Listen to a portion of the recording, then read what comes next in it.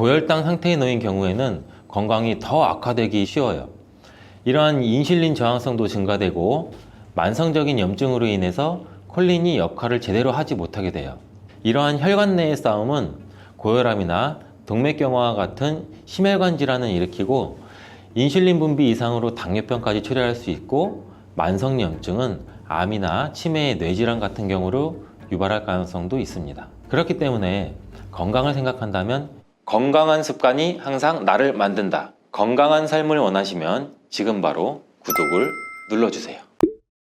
계란과 절대 같이 먹어서는 안 되는 첫 번째 음식은 정제된 탄수화물 덩어리인 빵입니다. 많은 분들이 아침으로 즐기는 계란과 빵은 암과 치매 예방에 가장 나쁜 조합이라고 할 수 있는데, 이는 브레인푸드라는 별명까지 있는 계란에는 콜린이라는 성분이 굉장히 풍부한데, 이 콜린은 뇌 기능을 강화해주고 뇌세포의 중요한 부분을 이루는 비타민 B 복합체예요. 이는 기억력과 집중력 증진에 굉장히 많은 효과를 보여서 기억력 저하, 치매, 알츠하이머 예방 및 치료에 많은 도움을 주는 성분이에요. 이 콜린 성분을 함유시킨 의약 처방전이 있어서 구매를 할 수 있는 전문 의약품으로도 나와 있고, 또 건강기능식품으로도 많이 나와 있는데, 이는 혈관 내의 염증을 줄여줘서 암 예방에도 굉장히 많은 도움을 준다고 해요. 그런데 놀랍게도 이 콜린과 반대로 작용하는 것이 바로 밀가루예요.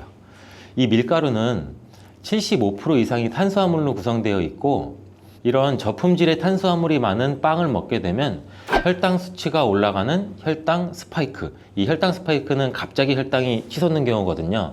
이게 발생하고 이로 인해서 혈관이랑 뇌세포에도 손상을 줘요. 계란과 빵을 같이 먹게 되면 우리 몸에서는 마치 전쟁이 일어나는 것처럼 그런 현상이 일어나게 되는데, 어떤 현상이냐면 계란 속에 들어있는 콜린은 뇌세포를 보호하기 위해서 방어막을 형성하려 하는데, 이때 빵에서 나온 탄수화물에 의해 생성된 독소가 이 방어막을 파괴하게 돼요. 계속 싸우고 전쟁을 일으키는 거죠. 특히 백미로 이루어진 쌀밥, 빵 같은 정제된 탄수화물로 된 음식을 자주 섭취해서 고혈당 상태에 놓인 경우에는 건강이 더 악화되기 쉬워요. 이러한 인슐린 저항성도 증가되고 만성적인 염증으로 인해서 콜린이 역할을 제대로 하지 못하게 돼요. 이러한 혈관 내의 싸움은 고혈압이나 동맥경화와 같은 심혈관 질환을 일으키고 인슐린 분비 이상으로 당뇨병까지 초래할 수 있고, 만성염증은 암이나 치매의 뇌질환 같은 경우로 유발할 가능성도 있습니다. 그렇기 때문에 건강을 생각한다면 계란과 함께 정제된 밀가루를 사용하지 않은 통밀빵, 곡물빵, 이런 다른 음식들을 선택하는 것이 좋은 선택이 될 수가 있습니다. 또한 레몬과 같은 강산성 과일도 계란과 함께 먹으면 안 됩니다. 왜냐하면 이 강산성 과일은 높은 산도가 있어서 계란의 단백질 구조에 영향을 미치는데, 레몬이나 다른 강산성 과일에 포함된 산이 계란 속의 단백질과 반응하면 단백질이 응고가 돼요. 굳어요. 그래서 소화가 어려워질 수가 있고, 이를 통해서 위나 소화기관 내에서 단백질 응고를 유발시켜서 소화 과정도 방해하고 우리가 더부룩해지고 소화로 인한 질병이 발생할 수 있는 거죠. 특히 단백질의 소화랑 흡수가 저해되면 속이 더부룩한 불편함으로 시작돼서 심한 경우에는 배가 아픈 복통, 그리고 설사와 같은 증상이 나타날 수 있는데, 계란을 섭취할 때는 레몬이나 다른 강산성 과일과 함께 드시는 것을 피하는 게 좋습니다. 두유와 콩국물과 계란을 함께 같이 먹는 것도 좋지 않습니다. 아침 식사로 두유와 계란을 드시거나 체중 관리와 다이어트를 위해 섭취하는 분들이 굉장히 많아지고 있는데, 이 두유 속에 들어있는 트립신이라는 성분이 있는데, 이는 계란에 들어있는 알부민과 같이 결합해서 영양소를 파괴하게 돼요. 이 계란은 노화로 인해서 근육 손실과 근육 감소증에 예방이 되는 우수한 단백질을 굉장히 많이 포함하고 있는데, 계란 자체에는 비타민도 풍부하고 미네랄도 풍부해요. 근데 이 두유랑 함께 섭취할 경우는 이 영양 성분들의 이점을 충분히 얻지 못하게 되는 결과를 초래하는데, 혹시 계란과 녹차나 홍차 같은 경우도 함께 드신 적이 있어요? 이러한 차들도 피해야 돼요. 그 이유는 찻잎 속에 있는 탄닌이라는 성분이 계란의 단백질과 결합을 해서 탄닌 단백질을 형성하게 돼요. 이는 우리 위랑 장에 문제를 일으킬 수 있고, 이 탄닌 단백질은 우리 몸의 장의 연동운동, 올라가고 내려가고 장이 쭈물떡거리고 우리가 변을 잘 보아야 되는데, 이런 장의 연동운동까지도 늦추게 되고, 또 장내 환경도 악화시켜서 변비를 유발할 수도 있고, 아니면 발암물질의 체내 흡수 가능성을 높일 수가 있어요. 이렇게 탄닌과 계란의 조합이 건강에 악영향을 주기 때문에 계란과 감을 함께 드시는 것도 안 좋습니다. 계란을 먹은 뒤에 감을 드시면 가벼운 두통과 설사 그리고 구토 증상까지 나타날 수 있으며 심각한 경우에는 급성 위장병이 나타날 수 있고 또 폐결석도 나타날 수 있어요. 이런 이유도 감에 들어있는 탄닌 성분이 단백질 소화 기능을 방해하기 때문인데요. 이러한 탄닌은 위와 소화기관 안에서 단백질과 결합해서 덩어리를 형성하고 단백질의 분해 요소일 작용을 방해하기 때문입니다. 계란과 함께 섭취할 때는 탄닌이 들어있는 음식은 위험할 수 있습니다. 또 하나, 계란과 절대 함께 먹으면 안 되는 음식 중으로는 햄과 같은 가공육이 있습니다. 계란과 가공육의 조합은 정말 최악인데요. 계란은 고단백질인 필수 아미노산 비타민 B군을 풍부하게 함유하고 있지만 가공육과 같은 햄은 나트륨과 포화지방이 높은 경향이 많아요. 이런 가공육은 과도한 나트륨의 섭취랑 포화지방의 증가로 이어질 수 있으며 이를 계속 섭취하게 되면 혈관에 나쁜 콜레스테롤이 축적돼서 동맥경화와 같은 심장병, 뇌졸중, 이런 심혈관 질환 위험도 증가시킬 수가 있습니다.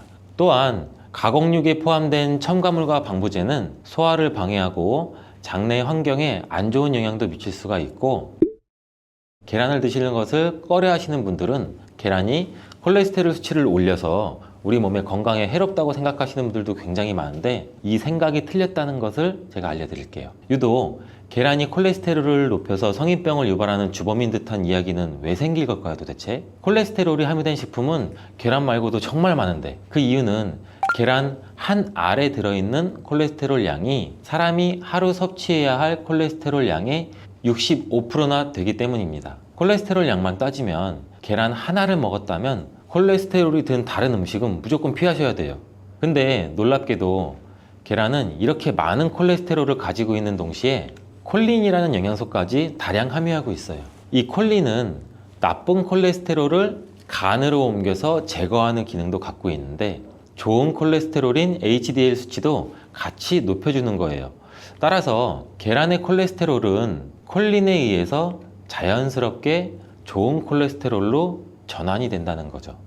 그래서 계란을 한두 개 더 먹어도 전혀 문제가 되지 않아요. 만약 중증 심혈관 질환에 걸린 경우가 아니라면 일반적으로 하루 두세 개 정도의 계란 섭취는 건강을 지키는데 큰 도움이 될 수 있습니다. 이제 콜레스테롤 걱정 없이 우리 모두 계란을 먹어도 되겠죠? 당뇨가 있으신 분들도 마찬가지예요. 50대 이후가 되면 당뇨 환자가 급격히 많아지게 되는데 당뇨는 정말 무서운 병이에요. 당뇨는 당뇨 한 가지만으로도 위험하지만 당뇨로 인한 고혈압, 심근경색, 뇌졸중, 치매, 다른 질병을 유발시키기 때문에 그런데 당뇨의 원인 중 하나는 비만이 있는데 이 비만 관리가 바로 당뇨 관리로 직결된다고 해도 과언이 아니죠.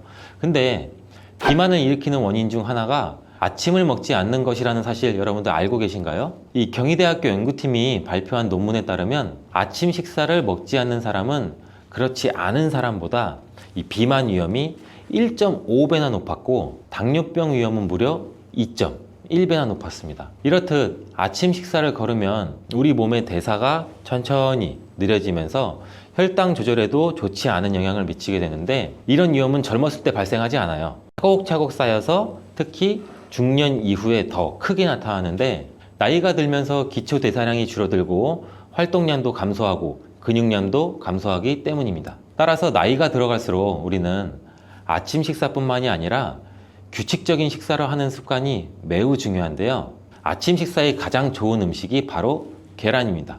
계란에는 우리 몸에 꼭 필요한 다양한 영양소가 풍부하게 들어있기 때문인데 특히 당뇨 때문에 고생하시는 분들 굉장히 많으시죠. 이 당뇨 때문에 고생하시는 분들에게는 최고의 식품이라고 할 수가 있어요. 우선 계란에는 고품질의 단백질이 굉장히 많이 들어있는데 계란 한 개에 약 6g 정도가 들어있고 이 단백질이 포만감도 오래 유지시켜줘서 과식도 예방하는 데 굉장히 많은 도움이 되고 또 이 단백질은 혈당을 조절하는 호르몬인 인크레틴이라는 호르몬 분비를 촉진시켜서 식후 혈당이 급격히 상승하는 혈당 스파이크도 억제하고 안정적으로 유지하는 데 굉장히 효과가 좋습니다. 이뿐 아니라 계란 노른자에 있는 비타민 D, 비타민 B, 콜린 등 중요한 영양소들이 풍부하게 들어있어 비타민 D는 인슐린 분비와 감수성을 높이고 면역력도 길러주고, 콜린은 간 건강에 도움을 줘서 지방간을 예방하는 데 굉장히 효과적인 성분입니다. 이 지방간은 비만과 당뇨의 위험 요인 중 하나인데, 이렇게 좋은 계란도 함께 먹으면 우리 몸에 보약이 되는 굉장히 좋은 음식들이 있는데, 더욱 풍부한 영양을 섭취할 수 있고 당뇨와 비만 관리에도 도움이 되는 음식들이 있어요. 계란과 토마토는 빼놓을 수 없는 최고의 음식 궁합입니다. 계란과 토마토, 이 둘의 궁합은 영양학적으로만 보더라도 굉장히 이상적이에요. 계란은 아까 말씀드렸듯이 단백질, 비타민 B군, 그리고 필수 아미노산을 굉장히 많이 함유하고 있는데, 한편 토마토는 우리가 흔히들 많이 알고 계시죠. 비타민 C, 그리고 항산화 물질인 라이코펜을 굉장히 많이 함유하고 있어요. 그래서 이들이 만날 때 서로의 영양적 가치가 굉장히 배가 되는 거죠. 토마토 속의 라이코펜은 지방에 용해되기 때문에 계란과 같이 먹을 때 그 흡수율이 굉장히 높아지는데, 이러한 조합은 우리 심혈관 건강을 지키고 면역력을 높이는 데 아주 효과적이고, 토마토에 들어있는 비타민 C는 계란에 들어있는 철분의 흡수를 돕기 때문에 빈혈 예방에도 굉장히 좋습니다. 우리 철분제 드실 때 흔히 비타민 C와 같이 섭취하라고 말씀드리잖아요.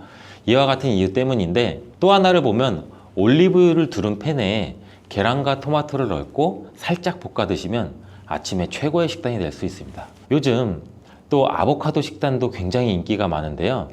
흔히 지중해 식단 이렇게 말씀을 많이들 하고 계시죠. 계란과 아보카도도 굉장히 좋은 궁합인데, 계란에는 매번 말씀드리지만 굉장히 많은 영양소가 있는데, 아보카도에 함유된 건강에 좋은 지방산, 특히 오메가3 지방산과 비타민 E를 많이 갖고 있어 이 두 가지 재료가 만나면 서로가 영양적 시너지가 굉장히 폭발합니다. 이 아보카도 속의 건강한 지방은 계란이 단백질 흡수를 더욱 좋게 하고 흡수율을 더욱 높입니다. 또 계란 속에 있는 비타민과 무기질은 아보카도의 지방산을 흡수하는 데 도움을 주고, 이러한 조합은 심혈관 질환 그리고 뇌 건강에 굉장히 긍정적인 효과도 주고 전반적으로 건강을 굉장히 많이 향상시키는 효과도 같이 갖고 있는데, 이 아보카도와 계란을 함께 먹음으로써 식이섬유와 건강한 지방의 결합이 우리 몸의 포만감도 높이고 장내 환경을 굉장히 많이 개선을 시킬 수가 있습니다. 간단하게 아보카도와 계란 샐러드를 아침에 만들어 드시면 어떨까요? 계란을 또한 채소와 함께 드시면 비타민의 흡수율도 증가시킬 수가 있어요. 특히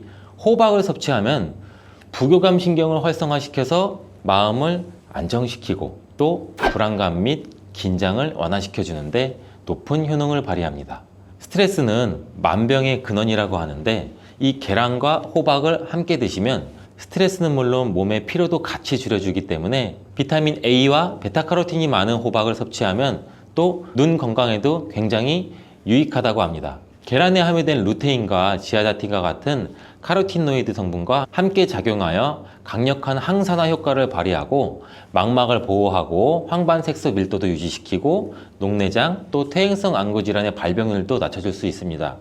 우리 흔히 많이 드시는 눈 영양제 조합을 보면은 루테인, 지아잔틴, 항산화 물질인 아스타잔틴, 또 베타카로틴과 이렇게 다 같이 구성이 되어 있는 걸 보셨을 거예요. 그 이유가 바로 여기에 있습니다. 최근에 시야가 뿌옇게 느껴지는 분들이 계란과 호박을 곁들인 식사를 하시면 더욱 좋답니다. 계란과 완벽하게 어울리는 다른 식재료 중 하나는 치즈가 있습니다. 치즈는 그 맛이 좋을 뿐만 아니라 영양학적으로도 계란과 아주 좋은데, 계란이 완전 식품으로 여겨질 정도로 여러 영양소를 가지고 있음에도 불구하고 상대적으로 칼슘 함량은 굉장히 낮아요. 근데 유제품인 치즈는 칼슘을 풍부하게 함유하고 있어서 이를 보완해 줄 수가 있죠.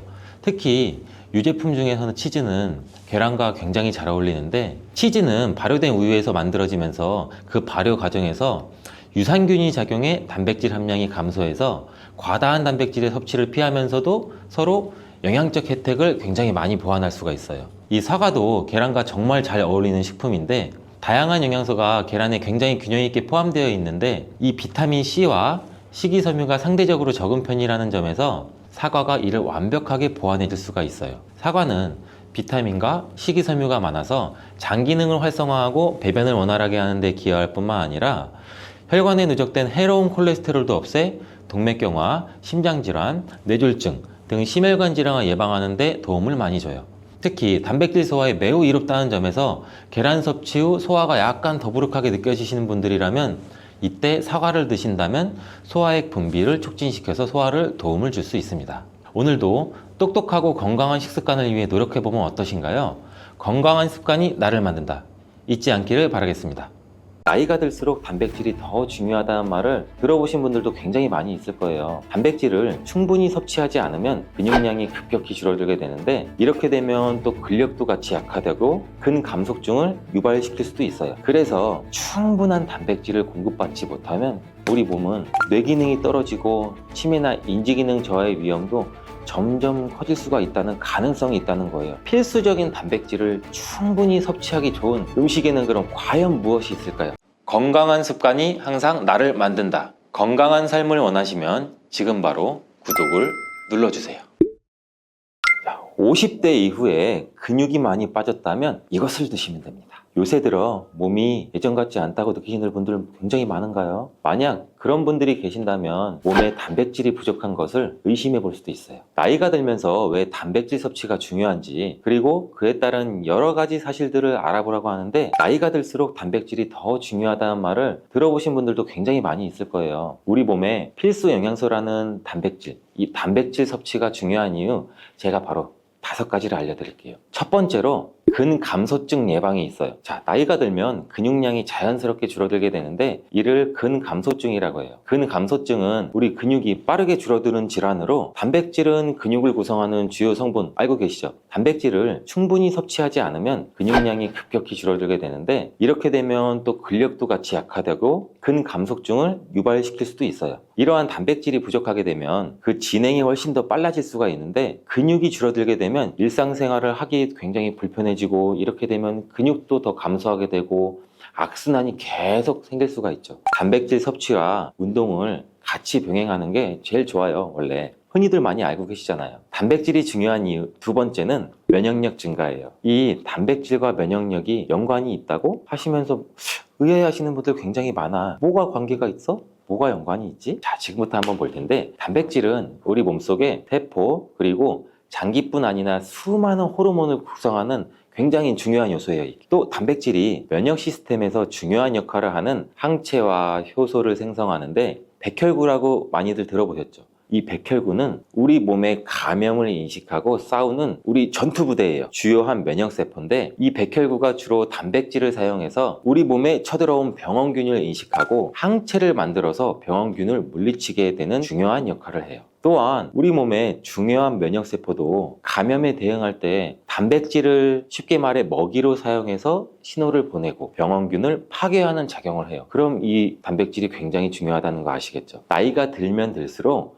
우리 몸의 면역 시스템이 약해지기 쉬운데, 그럴수록 이렇게 단백질을 충분히 섭취하면 우리 모두 면역력을 높일 수 있습니다. 자, 단백질 섭취가 중요한 이유 세 번째는 심혈관계 질환 예방이에요. 단백질은 심혈관 건강에도 영향을 주는데, 특히 식물성 단백질이 도움을 굉장히 많이 준다고 해요. 예를 들면 우리 몸에 콩류, 견과류 등의 나쁜 콜레스테롤인 LDL 수치를 낮추고 심혈관계 질환의 위험을 줄이는 데 도움이 돼요. 특히나 노년층에서 단백질 섭취는 고혈압이나 동맥경화 그리고 심장병, 이런 성인병을 예방하는 데 굉장히 중요한 역할도 같이 합니다. 자, 네 번째는 우리 피부의 탄력 저하를 예방합니다. 피부의 주된 성분 중 하나인 콜라겐, 여러분들 굉장히 많이 들어보셨죠? 이 콜라겐은 주로 단백질로 굉장히 많이 이루어져 있는데, 나이가 들면 우리가 콜라겐이 자연스럽게 감소하게 돼요. 이로 인해 여기 피부 탄력도 떨어지고 주름도 생기고, 이때 단백질을 충분히 섭취하게 되면 피부 건강에도 좋은 영향을 주는데, 단백질 공급은 피부 재생을 촉진을 시키기도 하고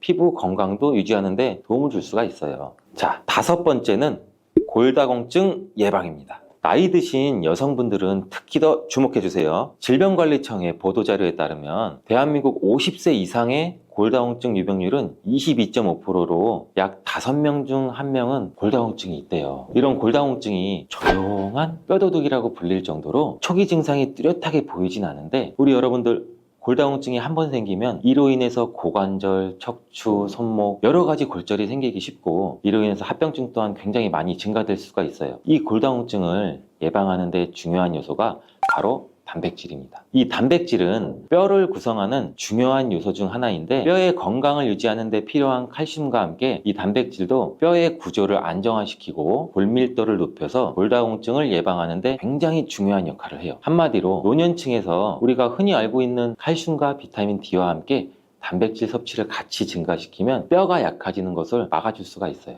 이렇게 중요한 우리 몸속의 단백질이 혹시 부족하게 된다면 무슨 일이 일어날까 생각해 본 적 있으세요? 단백질이 부족하면 여러 가지 신체 기능에 문제가 생겨요. 첫 번째는 인지 기능 저하, 치매. 단백질 부족이 치매를 유발한다니 굉장히 새로운 사실이죠. 연구에 따르면 단백질이 뇌 건강을 유지하는 데 아주 중요한 역할을 한다고 하는데 특히 기억력에 굉장히 많은 영향을 줘요. 단백질은 뇌에서 신경 전달 물질을 만들고 뇌세포의 구조를 유지하는 데 굉장히 많이 도움을 줘요. 특히 학습과 기억력에 영향을 주는 이러한 시냅스에서 발생하는 신경 전달 물질을 방출을 시키고 이거를 받아주는 수용체를 활성화하고 이런 것들이 대부분 단백질에 의해 조절되는데 예를 들어 NMDA 수용체와 AMPA 수용체는 이 기억 형성에 중요한 역할을 하면서 이것들은 모두 단백질로 구성되어 있어요. 그래서 충분한 단백질을 공급받지 못하면 우리 몸은 뇌 기능이 떨어지고 치매나 인지 기능 저하의 위험도 점점 커질 수가 있다는 가능성이 있다는 거예요. 이러한 단백질 섭취가 우리 몸에 얼마나 중요한 영향을 끼치는지 다시 한번 아셨죠? 또한 단백질이 부족하게 되면 탈모도 일어날 수 있다는 거 여러분들 아세요? 혹시 머리카락이 점점 얇아지고 있거나 나는 샤워를 하면서 머리를 감는데 하수구 구멍에 머리카락이 한 움큼씩 빠지고 이렇게 느끼는 분들 굉장히 많을 거예요. 이러한 탈모도 단백질 부족과 굉장히 관련이 많아요. 우리 머리카락이 단백질인 케라틴으로 주로 이루어져 있기 때문에 단백질이 부족하면 머리카락이 자연스럽게 약해지고 그 증상이 점점 심해지면 탈모가 올 수 있어요. 옛날에 뭐 촛불을 태우거나 흔히 라이터를 켜서 불을 붙이거나 할 때 머리카락이 타면 곱슬곱슬하게 금방 타고 약간 돼지 비린내 아니면 뭐 탄내, 지방 탄내가 올라오잖아요. 우리가 또 흔히 광고로 많이 접하는 탈모 영양제 같은 경우도 맥주 효모 성분과 머리카락을 구성하고 있는 아미노산 단백질로 많이 이루어져 있어서 그 영양제의 대부분이 맥주 효모와 단백질로 구성이 되어 있는 것을 보면은 쉽게 이해가 가실 거예요. 그러니 건강한 모발을 생각한다면 단백질을 잊지 말고 섭취하시는 게 맞겠죠? 그런데 말입니다. 왜 노년층이 단백질을 더 많이 섭취해야 하는 걸까? 젊은 사람보다 더 중요한 이유가 있을까요? 그 이유는 노년층은 근육이 자연스럽게 감소가 돼요. 또 신진대사도 느려져서 우리 몸의 기초대사량이 감소하기 때문에 체지방률이 증가할 수가 있고 단백질의 체내 합성 능력 또한 떨어지게 돼요. 그러면 어떻게 될까요? 근육량이 줄어들게 되면 그만큼 여러분들의 신체 활동도 힘들어지면서 일상생활에서 어려움을 겪을 수가 있는 거예요. 그래서 노년층은 단백질을 충분히 섭취해서 근육을 유지하는 게 정말 중요해요. 근데 노년층은 소화 기능이 떨어지기 때문에 사실 고기나 생선 같은 이러한 동물성 단백질을 섭취하는 게 굉장히 불편할 수가 있어요. 또 나이가 드시면서 식사량 또한 감소가 될 수가 있고 식사 준비의 번거로움도 매끼 단백질을 챙겨 먹고 하는데 어려움을 주는 게 사실이에요. 그래서 혼자 지내시는 분들은 더욱더 단백질 섭취가 어렵기도 해요. 어떤 분들은 체중 증가를 걱정하시면서 단백질이 고칼로리라고 생각해서 드시기를 꺼려 하시고 그렇다고 해서 섭취하기 어렵다고 단백질의 섭취를 멀리해서는 절대 안 됩니다. 우리 몸에 이렇게 필수적인 단백질을 충분히 섭취하기 좋은 음식에는 그럼 과연 무엇이 있을까요? 제가 지금 바로 알려드릴게요.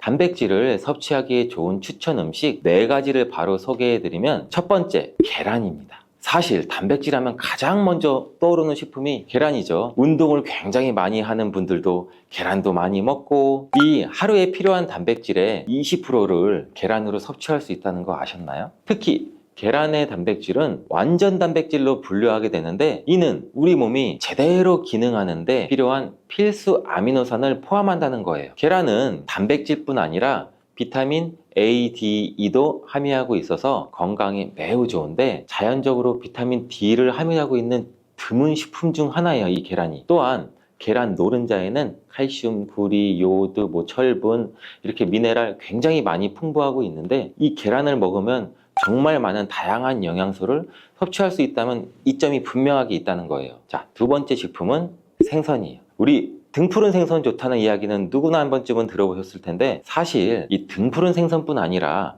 다른 생선도 저지방 고단백 식품으로 다른 고단백 식품인 육류에 비해서 지방 함량은 낮고 필요한 영양소는 그대로 제공해줘요. 생선에는 단백질과 오메가3가 풍부하고 지방산도 굉장히 풍부하게 함유되어 있는데 이는 심혈관 질환 건강에 피를 맑게 해주는 역할도 같이 해서 좋다고 알려져 있죠. 특히 연어, 고등어, 참치 같은 생선은 단백질뿐만 아니라 항염증 효과도 있어요. 그리고 대구 같은 백색 생선은 지방 함량이 매우 적고 단백질은 상대적으로 많아 체중 걱정이신 분들, 다이어트를 생각하시는 분들한테도 굉장히 좋은 생선이에요. 등푸른 생선도 지방 함량은 높지만 이 지방이 건강에 유익한 오메가3 지방산이기 때문에 건강에 도움이 굉장히 많이 되는데 생선의 단백질은 다른 육류나 콩류보다 소화가 편하고 생선의 살은 비교적 굉장히 부드럽잖아요. 우리 씹으면 싹 녹는 생선도 많고 섬유질을 가지고 있어서 소화도 빠르고 몸에 또 쉽게 영양분이 흡수가 돼요. 이처럼 좋은 생선을 안 먹을 이유가 한 개도 없겠죠. 자, 세 번째는 유단백 식품인 우유와 요거트 같은 유제품이에요. 유제품을 섭취하면 칼슘도 함께 챙길 수 있어서 골다공증 예방에도 물론 도움을 줄 수는 있는데 유제품에 포함된 단백질은 잘만 선택을 하면 굉장히 고품질 단백질이 있는 것들도 많이 있습니다. 이 고품질 단백질은 우리 몸의 신체가 효율적으로 사용하고 필요한 아미노산을 모두 공급하는 단백질을 말하는데 유제품에 포함된 주요 단백질은 이 카제인과 웨이로 두 가지 모두 필수 아미노산을 풍부하게 포함하고 있어요. 웨이 단백질이라는 것도 생소하실 텐데 소화가 쉽기 때문에 웨이 단백질은 운동 직후 우유를 섭취하면 근육에 있는 아미노산을 빠르게 공급할 수 있어요. 또 카제인은 천천히 흡수돼서 장기간 일정 수준의 아미노산을 우리 몸에 제공해 근육 손실을 방지하는 데 도움을 줄 수가 있어요. 하지만 우유 제품을 먹으면 속이 더부룩하거나 불편하신 분들도 많으시죠. 많은 사람들이 유제품을 섭취할 때 소화 불편을 겪을 수가 있는데 특히 락토스 불내증, 즉 유당불내증이 있는 경우에요. 어린이들도 유당불내증이 있는 어린이가 많아서 요새 시장은 굉장히 다양해져서 이런 분들을 위한 락토프리 우유, 치즈, 요구르트 등은 이 락토스가 거의 없거나 적은 제품들도 굉장히 많이 나와 있어요. 이 락토스 불내증이 있는 사람들도 이런 유제품은 문제없이 섭취가 할 수 있는데 소화가 어렵거나 내가 힘드신 분들은 참고하시면 될 것 같아요. 자, 네 번째는 콩류예요. 우리 콩류 또한 식물성 단백질로 굉장히 유명하죠. 콩류는 식물성 단백질을 제공하는 가장 대표적인 식품인데 두부나 우유 같은 식품으로 쉽게 섭취할 수도 있고 콩류와 같은 식물성 단백질은 고기와 유제품과 같은 동물성 단백질에 비해 지방 함량이 굉장히 낮아요. 또한 콜레스테롤이 없는 특징도 갖고 있어요. 특히 콩, 렌틸콩, 병아리콩, 검정콩 굉장히 많잖아요. 이 콩류들이 굉장히 많은데 다양한 종류의 콩류는 이렇게 필수 아미노산을 풍부하게 포함하고 있어서 우리가 신체가 필요로 하는 단백질을 고루고루 제공해요. 특히 고기나 생선 같은 동물성 단백질이 소화가 어려우신 분들한테는 두부나 비지찌개 같은 소화가 잘 되면서 단백질도 섭취할 수 있는 이렇게 일석이조 이러한 콩류가 굉장히 좋은 단백질 식품이에요. 꼭 한번 기억해 주시길 바래요. 이렇게 몸에 필수적인 단백질 음식만으로 과연 충분히 섭취하면 좋겠지만 그게 어려운 경우도 굉장히 많아요. 이때 단백질 보충제도 좋은 선택도 될 수 있습니다. 운동 전후에 빠르게 단백질을 우리가 보충하고 싶을 때 굉장히 많잖아요. 식사를 통해 충분한 단백질을 섭취하기 어려운 경우는 보충제가 굉장히 유용한데 마트나 인터넷에서 쉽게 찾을 수 있는 단백질 파우더나 고단백 프로틴바를 이용하면 간편하게 단백질을 빠르게 보충할 수도 있어요. 하지만 이렇게 간편하게 섭취할 수 있는 제품을 몸에 좋다고 많이 섭취하게 되면 좋을까요? 과량 섭취할 때도 큰 문제가 될 수가 있어요. 한 번에 우리가 과도한 단백질을 섭취하면 신장에서 부담을 줄 수가 있고 또 우리 몸에 불필요하게 지방으로 쌓일 수가 있죠. 단백질의 하루의 권장 섭취량은 성인 기준 몸무게 1kg당 1g이에요. 하루 권장 섭취량을 지키는 게 꼭 중요한데 한마디로 보충제는 식사로 부족한 부분을 말 그대로 보충하는 역할만 하고 식사로 골고루 단백질을 섭취하는 게 가장 이상적입니다. 단백질 섭취 시 간단한 팁을 알려드릴게요. 매 끼니마다 조금씩 단백질을 나눠서 섭취하는 게 단백질의 흡수에는 굉장히 효과적인 거 아셨어요? 모르셨죠? 단백질은 탄수화물과 지방과 다르게 잉여 단백질이라는 게 있어요. 이 잉여 단백질은 우리 몸에 저장이 되지 않아요. 그 때문에 한 번에 과량으로 섭취하면 소화가 어려워지고 또 우리 신장에 부담을 줄 수가 있어요. 필요 이상의 단백질은 어느 정도 흡수되고 배출이 되기 때문에 번거롭더라도 매일 조금씩 매 끼니마다 나눠서 섭취하는 게 중요합니다. 고기 좋아하시는 분들 손 들어보세요. 채소 좋아하시는 분들 손 들어보세요. 이제는 다 같은 단백질이라고 생각하지 마시고 동물성 단백질, 식물성 단백질을 골고루 섭취해야 해요. 동물성 단백질은 이 식물성 단백질에는 부족한 아미노산이 풍부하고 식물성 단백질은 또 동물성 단백질에 비해 지방이 적고 섬유질도 같이 섭취할 수가 있어요. 우리가 평상시에 먹는 한식은 사실 단백질 섭취에 굉장히 좋은 음식인데 우리 식탁에 단백질이 풍부한 계란, 생선, 두부, 콩 이것들을 반찬으로 두어 개만 먹어도 굉장히 쉽게 매 끼마다 몸에 필요한 단백질을 섭취할 수가 있어요. 고혈당과 같은 당뇨의 경우 약물로도 일정 수치는 조절할 수 있지만 약물 단독으로 치료하는 게 절대 쉬운 일이 아닙니다. 하지만 더 큰 문제는 당뇨 예비군입니다. 기준 전당뇨 인구수가 약 1,500만 명인 점을 감안하면 당뇨병을 앓고 있거나 당뇨병 위험에 노출되어 있는 인구수는 약 2천만 명 이상이라고 보여집니다. 와, 정말 심각한 수치가 아닐 수가 없어요. 당뇨는 인슐린 저항성을 계산해야 되는 질병이기 때문에 음식 한 가지만 조절한다고 해결되는 경우는 절대 아닙니다. 그렇다면 일상 속에서 인슐린 저항성을 개선하고 당뇨를 예방할 수 있는 방법은 무엇이 있을까요? 건강한 습관이 항상 나를 만든다. 건강한 삶을 원하시면 지금 바로 구독을 눌러주세요.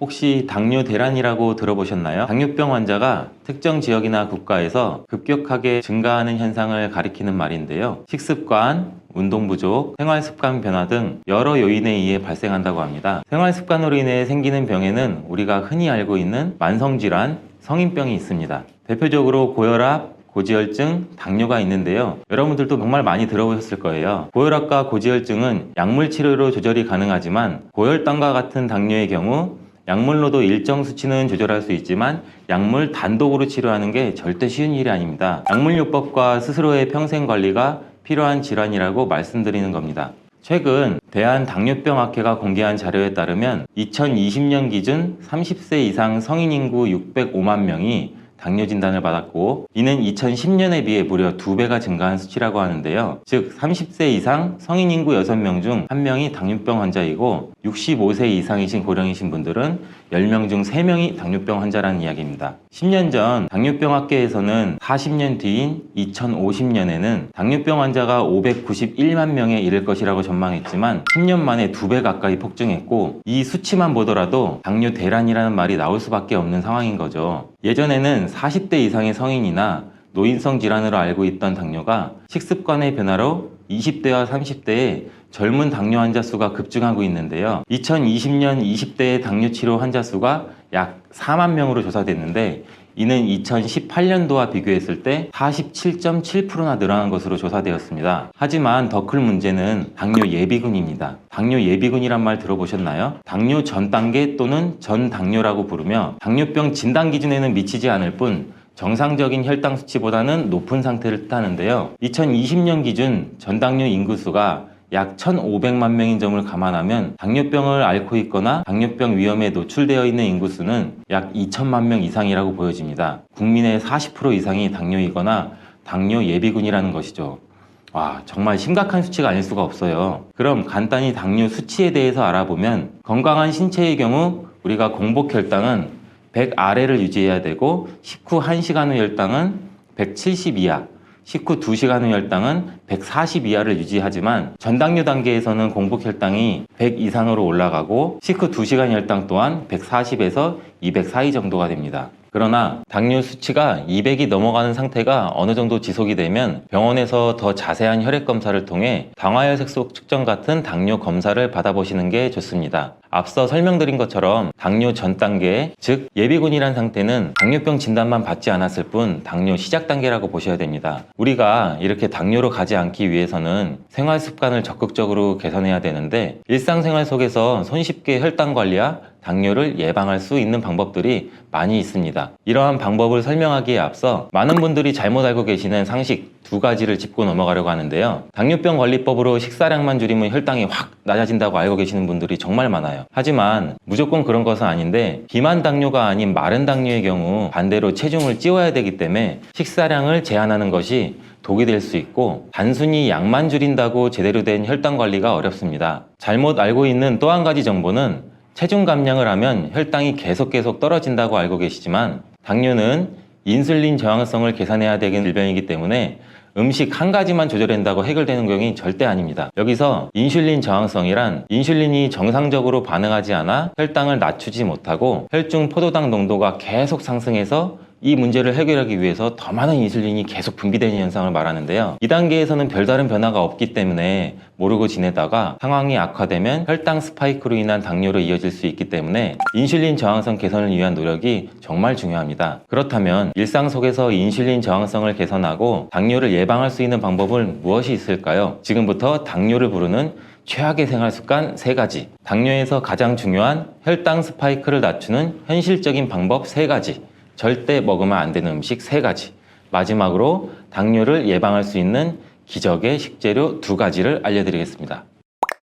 우리가 피해야 할 최악의 생활 습관 첫 번째는 인슐린에게 휴식을 주지 않는 식사 패턴입니다. 우리가 정말 많이 일을 하고 운동을 해도 휴식이 없으면 사람이 많이 지치죠. 우리 몸의 장기도 그렇습니다. 우리 몸은 혈당 조절을 위해 12시간 이상의 공복이 필요한데 많은 사람들의 생활 패턴이 밤 늦게까지 일하거나 깨어있고 음식을 늦게까지 먹게 되고 아침을 먹게 되면 공복 시간이 12시간이 채 안 되는 경우가 많게 됩니다. 휴식을 취해야 하는 대사와 관련된 장기들이 쉬지 못하고 일해야 되기 때문에 쉽게 지치고 인슐린 분비에도 문제가 생기는 것이죠. 식사를 하지 않는 쉬는 시간에는 인슐린 분비도 휴식을 취해야 되는데 중간에 간식을 먹고 또 얼마 지나지 않아 또 식사를 하게 되고 또 간식을 먹고 이런 패턴이 계속 반복되고 결국에는 쉬지 않고 먹는 식습관이 만들어지는 게 문제가 가장 큽니다. 그렇다면 12시간 공복만 지키면 당뇨로부터 우리는 자유로워질 수 있을까요?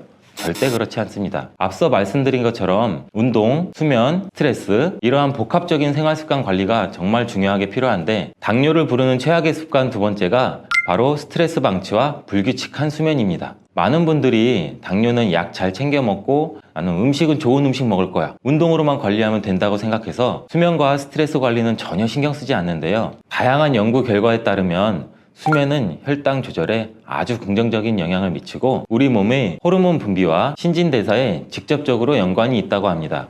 깊은 수면 단계에서는 인슐린이 정말 효율적으로 작용하지만 수면 부족 상태에서는 코르티솔이라는 성분이 호르몬 분비를 증가시켜 혈당 수치기를 올리기도 하는데요. 이러한 코르티솔이란 우리가 스트레스를 받을 때 분비되는 호르몬의 한 종류입니다. 그럼 스트레스는 어떤 영향을 줄 수 있을까요? 독일의 한 연구소에서는 29세부터 66세 근로자 5,300명을 대상으로 12년간 조사한 결과 연구 진행 중 300명이 당뇨 진단을 받았는데 이러한 스트레스로 고통받는 사람은 그렇지 않은 사람에 비해 당뇨에 걸릴 확률이 무려 45%나 높았다고 합니다. 마지막으로 당뇨를 부르는 최악의 습관은 정제 탄수화물의 과도한 섭취입니다. 우리 흔히 요새 정제 탄수화물이라는 거 굉장히 많이 들어보신 분도 계실 텐데 또 이 단어가 생소하신 분도 많으실 거예요. 이러한 정제 탄수화물이란 식물의 원재료에서 미네랄, 섬유질 등의 영양소를 대부분 제거하고 말 그대로 당분만 남은 상태인데요. 그렇다고 모든 탄수화물이 나쁜 것은 아니에요. 일반 식빵과 통밀빵 섭취 후 혈당 변화를 예로 들어보면 흰빵 섭취 1시간 후 혈당은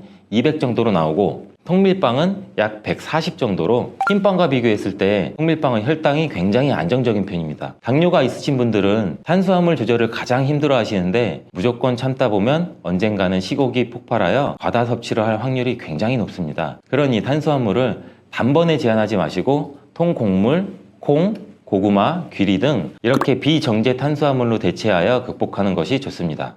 이쯤에서 무엇을 어떻게 먹어야 할까라는 의문이 생기실 것 같습니다. 당뇨 예방, 혈당 스파이크를 낮추는 현실적인 방법 3가지를 제가 지금 바로 알려드릴게요.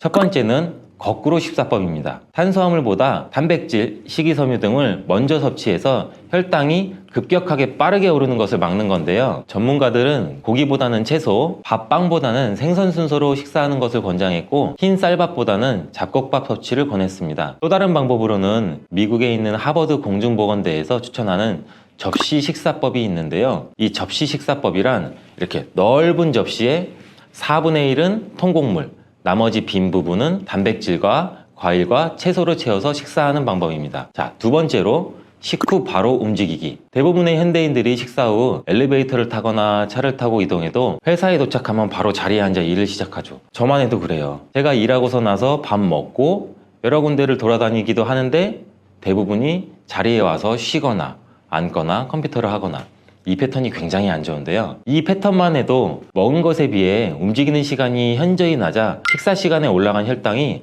내려갈 틈이 없습니다. 중간에 간식도 먹지 않았고 공복을 유지했더라도 신체 활동량에 비해 탄수화물 섭취가 크고 혈당이 떨어지기 전에 다음 식사를 시작하게 되면 우리 몸의 인슐린은 휴식을 취하기 굉장히 힘듭니다.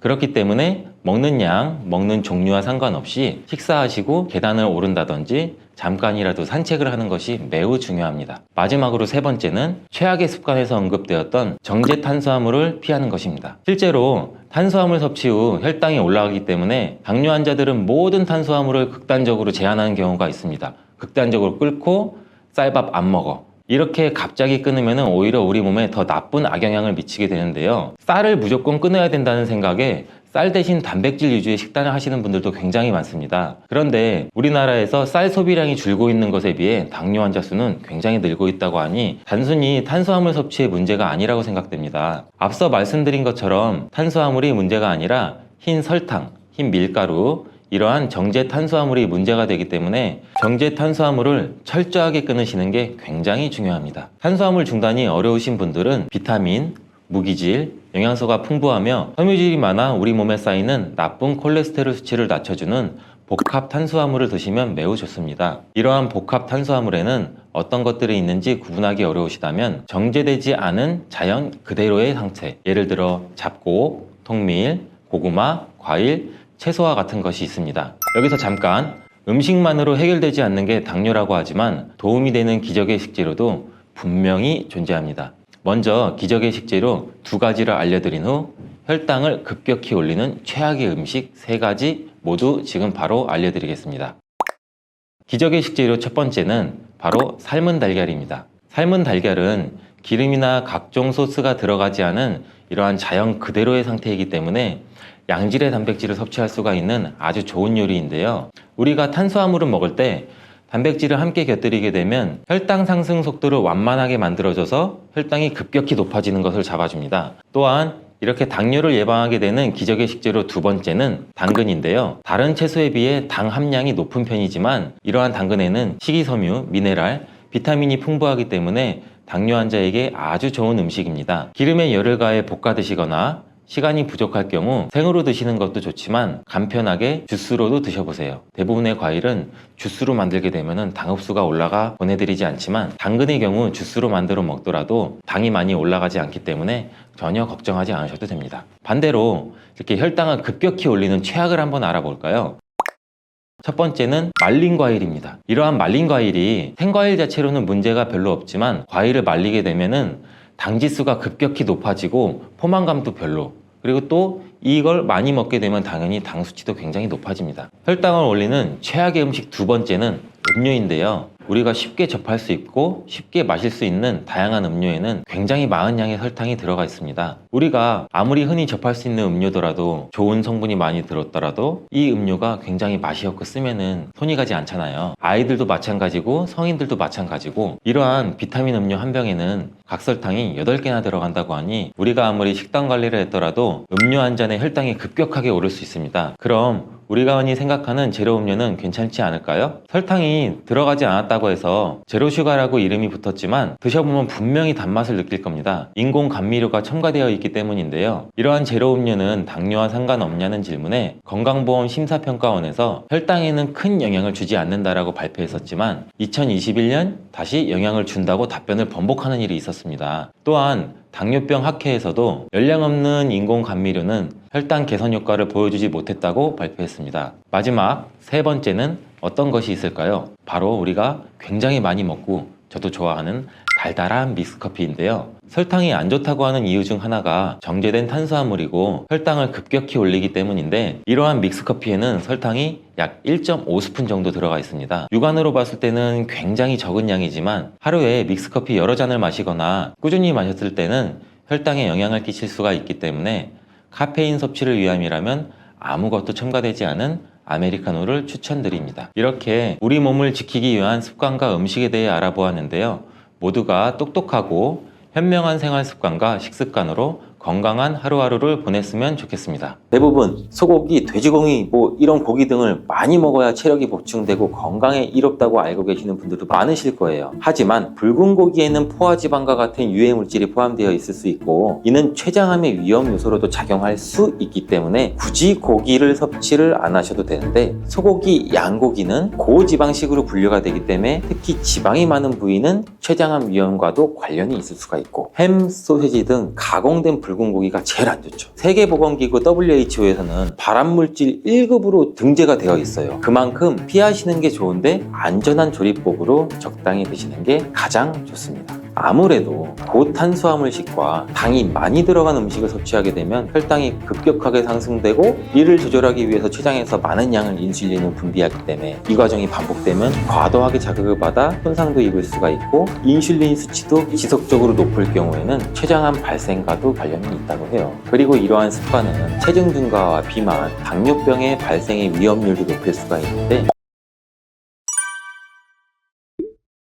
이런 증상이 있다면 췌장암의 신호일 수가 있어요. 바로 병원 가셔서 진료를 한번 받아보시는 것을 추천드리겠습니다. 침묵의 살인자라는 별명을 가지고 있고, 의사들도 무서워하는 최악의 암이 무엇인지 알고 계신가요? 모든 암을 통틀어 완치율, 5년 내의 생존율 모두 최하위를 차지한 췌장암이에요. 췌장암은 소화기관의 일부인 췌장에 발생하는 암으로 길쭉한 모양을 하고 있고, 소화를 돕는 아밀라제와 같은 효소와 혈당 조절에 중요한 인슐린과 같은 호르몬을 분비하는 역할을 해요. 서양인에 비해 동양인에게서 흔히 많이 발생된다고 알려져 있다고 하는데, 그 이유는 인종에 따른 췌장 길이와 특성 때문이고, 구조적으로 쉽게 췌장암에 노출된 확률이 높은 민족이라고 해요. 췌장암이 무엇인지, 어떤 방법으로 예방할 수 있는지 관심과 주의를 기울일 필요가 있어요. 침묵의 암이라고 불리는 췌장암이 무섭고 위험한 이유는 여러 가지 특징들 때문에 조기 발견이 굉장히 어렵기 때문인데, 초기 증상이란 게 거의 없어요. 발견되면 이미 한 3기에서 4기인 경우가 대부분이라고 하고, 그 이유는 췌장이 우리 복부 깊숙한 곳에 위치해 있고, 소장이나 대장, 12지장, 위비장 등에 둘러싸여 있어서 다른 장기와는 달리 육안으로 증상을 확인하기가 굉장히 힘들다고 해요. 종양이 췌장의 또 머리 부분에 위치할 경우 담관을 막아서 명확한 증상을 유발시키기도 한데, 몸통이나 꼬리 쪽에 생길 경우에는 이렇다 할 증상이 나타나지 않을 수가 있어서 진단이 굉장히 힘들다고 해요.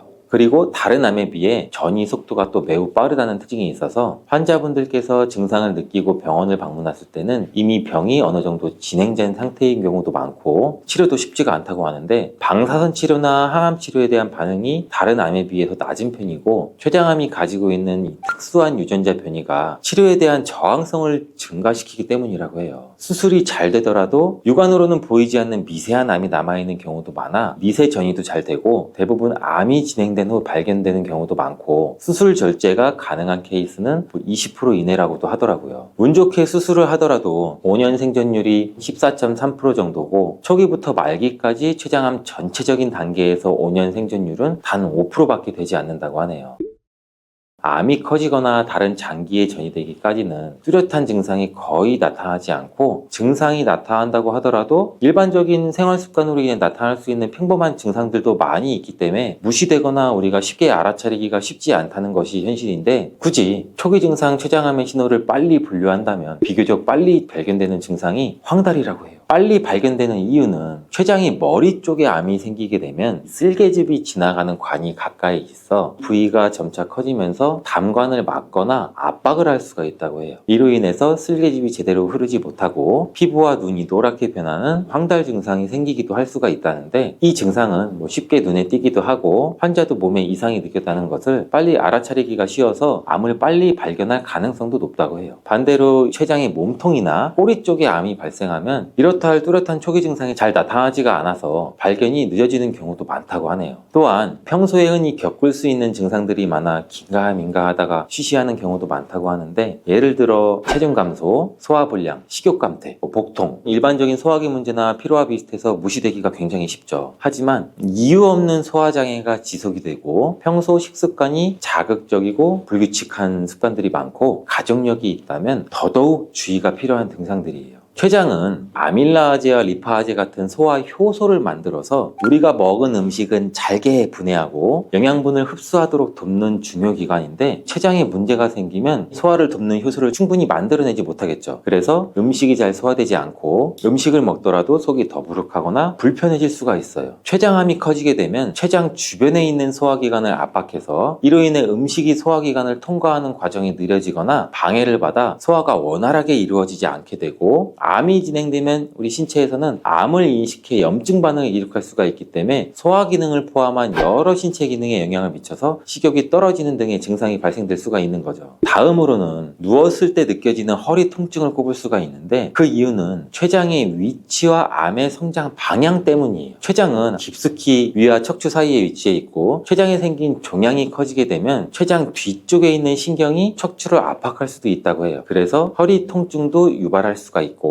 평소 근육통과는 다르게 깊고 지속적이면서 뒤쪽에 위치한 후복막 장기이기 때문에 눌렀을 때 당연히 아프진 않을 수는 있다는 특징을 갖는데, 그리고 갑작스럽게 당뇨가 생겼다면 췌장암을 의심해 볼 수가 있어요. 이 또한 췌장의 기능과 암의 진행 방식의 관련이 굉장히 큰데, 췌장은 소화효소와 더불어서 인슐린과 같은 호르몬을 분비하는 굉장히 중요한 역할을 하는 기관이에요. 이 인슐린은 혈당을 조절하는 기능을 하지만 췌장암이 발생되면 췌장의 인슐린 생성세포에도 영향을 미쳐서 인슐린 생산도 방해할 수가 있어요. 인슐린이 충분히 분비가 되지 않으면 혈당이 높아질 수밖에 없고 당뇨병을 유발하는 원인이 되기도 하겠죠. 그렇다고 당뇨가 오래되면 무조건 췌장암으로 발전되거나 췌장암 전 단계가 당뇨일 수가 있다는 것은 아니에요. 췌장의 기능이 저하되면 체내에서 인슐린에 대한 저항성도 생기고 인슐린 분비에 문제가 일으킬 수가 있기 때문에 혈당을 효과적으로 낮추지도 못하고 인슐린이 제대로 작동되지 않아서 없던 당뇨가 갑자기 생기기도 한다는 거예요. 혹시 치주질환이 췌장암과 연관이 있다는 이야기를 들어보신 분도 계신가요? 치주질환이 있는 분은 반드시 췌장암에 걸리는 게 당연히 아니지만 일부 연구에서는 췌장암의 위험 요인 중 하나로 제시가 되기도 했어요. 그 이유는 치주질환이 발생하게 되면 이 구강 내 만성적인 염증도 유발하는데, 이 염증은 정신질환과도 연관될 수 있고 구강 내 박테리아와 독소로 인해서 체내 염증 반응도 증가시킬 수 있다고 해요. 치주질환은 췌장암뿐만 아니라 폐암, 위장암 등 다양한 암의 발병에 영향을 미칠 수가 있는데, 이가 썩은 것이 없고 잇몸이 튼튼해야 전신 건강에 좋다는 말이 있듯이 정기적인 치과 검진과 평소 구강 관리도 잘 하는 것이 중요합니다. 어떤 병이든 예방을 하기 위해서는 좋은 것보다도 나쁜 것을 피하고 하지 않는 것이 중요한데, 췌장암 예방을 위해서 꼭 끊어야 하는 음식들도 있습니다.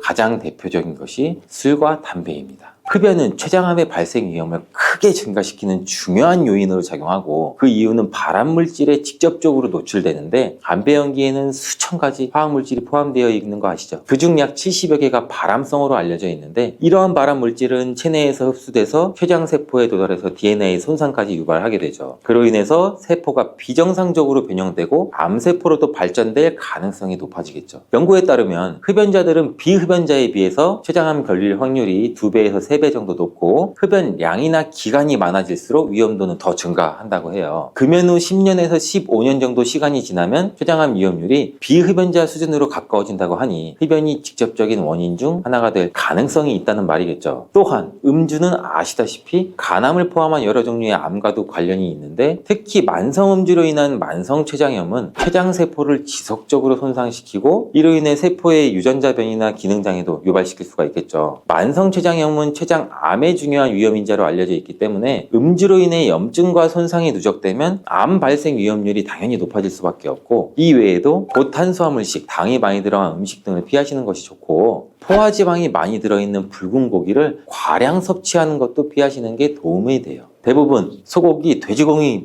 이런 고기 등을 많이 먹어야 체력이 보충되고 건강에 이롭다고 알고 계시는 분들도 많으실 거예요. 하지만 붉은 고기에는 포화지방과 같은 유해 물질이 포함되어 있을 수 있고, 이는 췌장암의 위험 요소로도 작용할 수 있기 때문에 굳이 고기를 섭취를 안 하셔도 되는데, 소고기, 양고기는 고지방식으로 분류가 되기 때문에 특히 지방이 많은 부위는 췌장암 위험과도 관련이 있을 수가 있고, 햄, 소세지 등 가공된 붉은 고기가 제일 안 좋죠. 세계보건기구 WHO에서는 발암물질 1급으로 등재가 되어 있어요. 그만큼 피하시는 게 좋은데 안전한 조리법으로 적당히 드시는 게 가장 좋습니다. 아무래도 고탄수화물식과 당이 많이 들어간 음식을 섭취하게 되면 혈당이 급격하게 상승되고, 이를 조절하기 위해서 췌장에서 많은 양의 인슐린을 분비하기 때문에 이 과정이 반복되면 과도하게 자극을 받아 손상도 입을 수가 있고, 인슐린 수치도 지속적으로 높을 경우에는 췌장암 발생과도 관련이 있다고 해요. 그리고 이러한 습관은 체중 증가와 비만, 당뇨병의 발생의 위험률도 높일 수가 있는데, 비만과 당뇨병은 췌장암의 주요 위험 요소로 알려져 있기 때문에 균형 잡힌 식단을 유지하는 게 매우 중요해요. 그렇다면 췌장암을 예방할 수 있는 균형 잡힌 식단에는 어떤 것이 있을까요?